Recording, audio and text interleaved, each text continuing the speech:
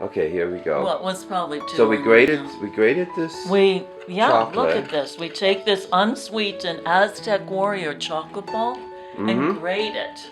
And it gives you a very fine grate. And then we'll take a spoon and we will put this into our coffee to add actually a peppery flavor to it. And this is a special Jamaica Blue Mountain ground coffee. And this is $28 for 8 ounces, Georg. Oh my goodness. Yeah.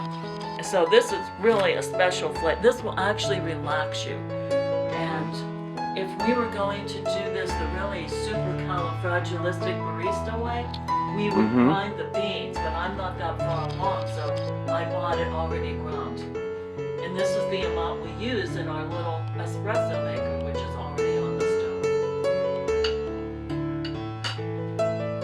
Stevia, our sweetener for the day. And there you go.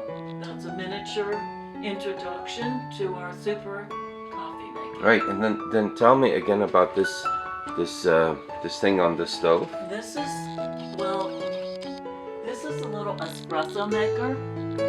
And to me, it looks like a percolator because the water is actually on the bottom and the grounds are in the middle. You saw the grounds and I scooped them into the middle. And through an air, maybe convection system, I don't know, the water will go from the bottom up through the grounds and then end up at the top of the pot. And then when it's done, when the noise is done, you take it off of the burner and your coffee is ready to go. You should drink it immediately, or at least I should pour it within 2 minutes for ultimate flavor. Awesome. Let me see here. I got this from here. That's the coffee maker. Stainless steel espresso maker. Awesome. Yeah. Get all this. And you can tell it looks a little Italian because of the little flag. Yeah.